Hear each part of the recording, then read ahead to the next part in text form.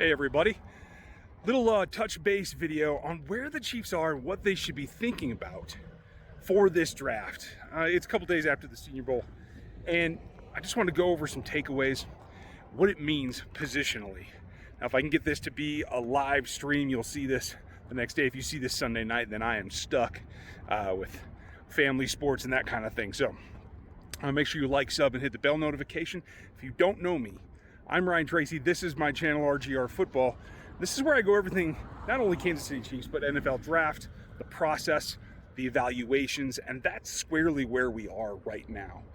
As the season came to an end for the Kansas City Chiefs, it got to the point where you saw some deficiencies and you saw some things that you needed to take care of and that are going to be goals of this offseason to make sure that you get done. Those are actually my big takeaway today on reflection from the Senior Bowl, on reflection of some of what I had thought were going to be iffy prospects. I'm really encouraged at this point because there is going to be a volume at the positions that the Chiefs need. It may not be top heavy. The tackles are going to go early. There's going to be the elite pass rushers that go early. But I don't think the Chiefs have to have elite. Could they trade up? Yeah, they could be in a position to trade up. It doesn't necessarily preclude them from it. Although, from the position at 30, which is where we think they're sitting today, we'll get the official announcement on the draft order here shortly. You can see that it's quite a ways to go up. You're going to get the more upside prospects available at 30. You're going to have some guys that have maybe a hole in the game, maybe have some projection issues. You're going to hear a ton about Jermaine Johnson going up into the top 15.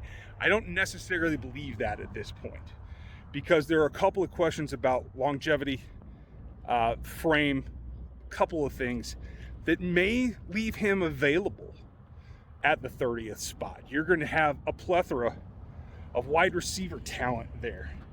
And this corner class is really intriguing because I don't think you're going to get the prime names down where the Chiefs will be picking, like Sauce Gardner or, I don't know, maybe even not Trent McDuffie, but you're going to get their counterparts.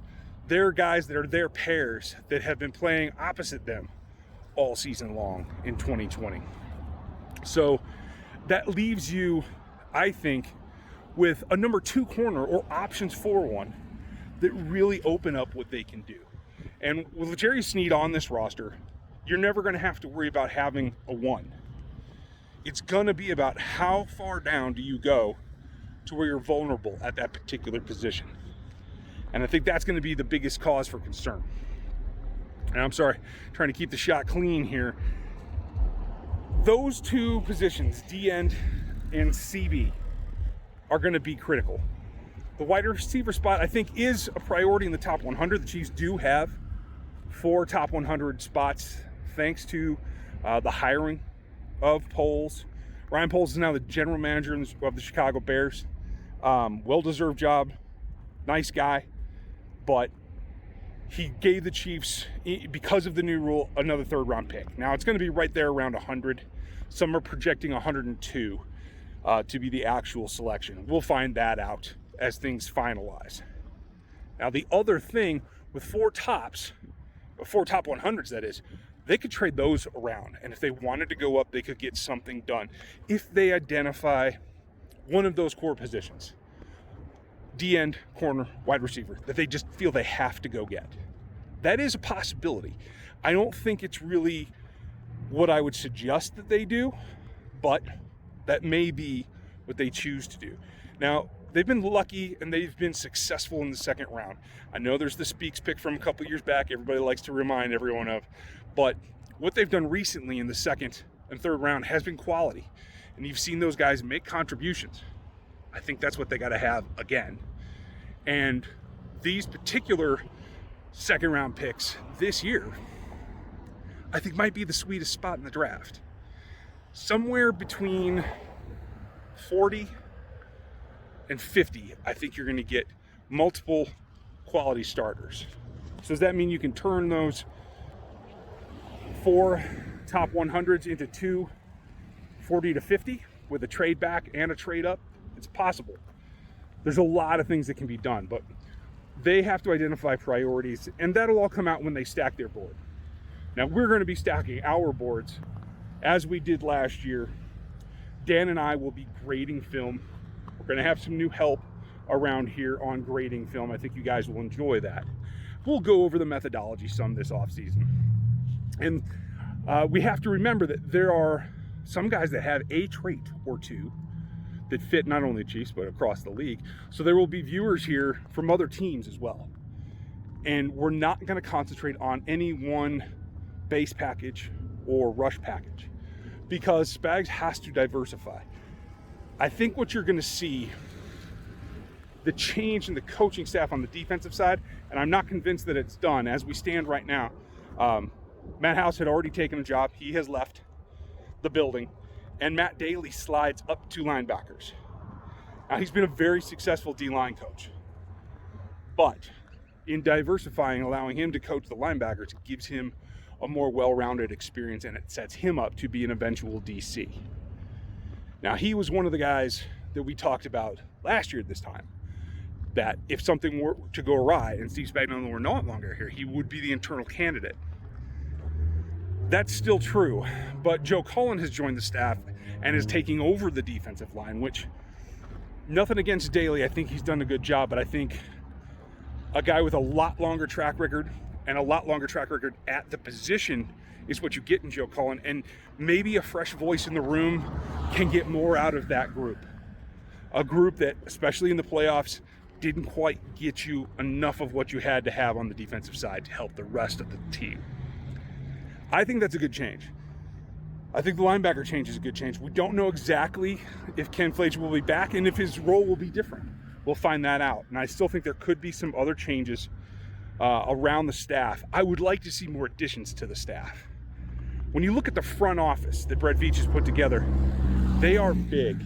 This is one of the bigger staffs in the league, and I think the coaching staff should reflect the same thing. Because I think as we move, and we'll talk about all the free agent things they have to do, all the contract things they have to do, but the long and short of it is, in order to pay your stars, you have to get younger everywhere else. That means you have to develop talent more. And that's what's going to be critical for all these coaches. So I'd rather have more hands on deck than not. There's plenty of trees that you can choose from, related to Andy Reid, so I don't think that's going to be a problem. And at the end of the day, a bigger staff allows you to bring along more guys quicker. That will turn into wins. Now, that said, draft priorities we're going to talk about tomorrow night on the Q&A. We'll probably get into a lot of your questions. I'm sure you guys will ask questions about draft needs, draft priorities, and we'll definitely cover those. But I wanted to start here as kind of the setup for it. So clearly something has gone on that I wasn't prepared to get back to town to do the live stream, and my apologies for that. I think we'll mix it up here on Sundays in the off season, whether it's pre-recorded or live. Because I've got some family responsibilities I have to take care of on Sundays and that kind of thing. So just being in a place that I can record live is sometimes going to be difficult. So we'll just mix it up. But never fear, you'll have something every Sunday night, just like always the rest of the year. And we will have the Q&As on Mondays. So that's what we're doing. Hopefully it won't be quite as noisy as this, but we do what we can do. So I hope you're in the frame of mind where you can set aside what happened to the Chiefs. Try to enjoy the Super Bowl this coming weekend. I know that'll be a little bit difficult, but we'll all try to do it. And we're going to talk about where they're going and how they're getting there. We're moving film to Wednesdays. That's going to be college film, prospect film. And as I said, Dan and I are changing our evaluation process. We're widening our evaluation team. The analytics are rolling. Jeff Porter is helping me with that already. The draft guide will be out hopefully early this year. And I'm going to give you some steps along the way. Look out for some new content and new places to get my rankings and my draft related material. All of it is going to be related to what I'm doing on Locked On NFL Draft, so check that out as well. That's here on YouTube and on every podcast platform. They're all free, so check those out. It's me and Eric Crocker. If you don't know Croc, former player, and we bring our unique spins on being a virtual front office is basically what it is, and that will encompass the entire league. So that's what I have for you today. I hope you guys are enjoying your weekend. Enjoy the Pro Bowl. If you get into that, have a couple of sideways beverages for me. And tomorrow, on Monday, we'll have the Q&A as normal. If you're seeing this on Monday, because I didn't put it out to them, that means we had a stream on Sunday night. So knock on wood. Thanks for being here. Make sure you like, sub, and hit the bell if you're new. Check out Rogue APC if you want to see the old draft guides from previous years. And if you do that, use the code RGR. I believe it's 10. RGR 10 will still get you a discount over there. And I'll have new ones all off season. So hope you guys are doing well. Thanks for watching. I'll catch you next time. Thanks for watching this video from the team at RGR Football. Click these videos to see more and subscribe to RGR Football.